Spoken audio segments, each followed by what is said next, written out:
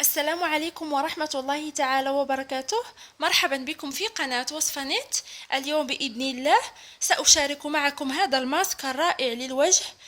لديه فوائد عديدة، من بينها أنه يشد بشرة الوجه وينظفها، كذلك يجدد الشباب ويصلح عيوب البشرة ويقي ويقلل من التجاعيد، كذلك يخلص البشرة من آثار وحروق الشمس، وهو مفيد سواء للبشرة الجافة أو الدهنية، لأنه يحتوي على دهنيات أساسية كالأوميغا 3. واليوم سأريكم هذا الماسك بطريقتين، وأنتم يبقى الاختيار لكم في اختيار إحدى الطريقتين. الطريقة الأولى أو المكونات الأولى، لدينا هنا ملعقة كبيرة من بذور الكتان أو زريعة الكتان المطحونة. يجب أن تكون مطحونة جيدا هكذا لكي يخرج منها الزيوت الطبيعية الموجودة فيها. ثم لدينا هنا الماء الدافئ.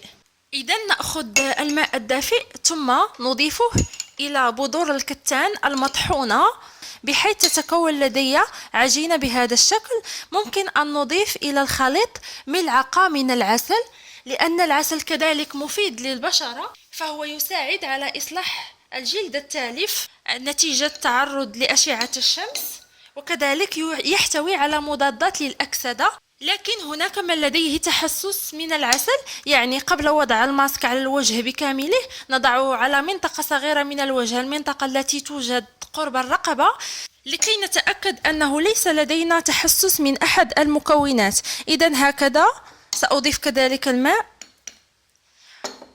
وضروري جدا لا يجب الاحتفاظ بالماسك أو الخلطة، يجب استعمالها استعمال يومي، وكذلك لا يجب أن نقوم بطحن بذور الكتان ونتركها لأيام لأنها تتأكسد. يجب أن نطحن الكمية التي سنقوم باستعمالها في نفس اليوم. ثم لدينا الخلطة الثانية، يعني الاختيار يبقى لكم بين الخلطة الأولى والثانية. الثانية لدينا ملعقة كبيرة كذلك من بذور الكتان أو زريعة الكتان، نضيف إليها ملعقة كبيرة من الزبادي أو اليوغورت الطبيعي، وكذلك نمزج المكونات جيدا.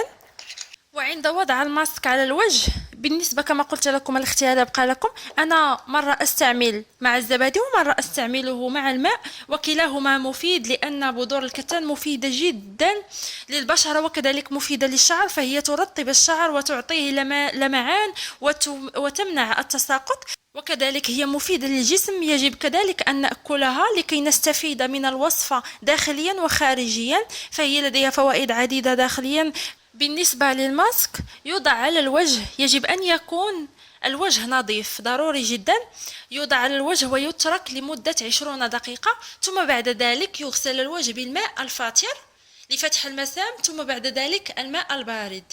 يستعمل هذا الماسك مرتين بالأسبوع، وستظهر لكم النتيجة تقريبا بعد شهر. يعني يجب أن نستمر ونداوم على استعمال الماسك لكي نحصل على النتيجة الرائعة، وبإذن الله ستعطيكم نتيجة لأنه مفيد جدا للبشرة. هذه وصفة اليوم. لا تنسوا الاشتراك في القناة، وذلك بالضغط على الزر الأحمر الموجود أسفل الفيديو، زر الاشتراك.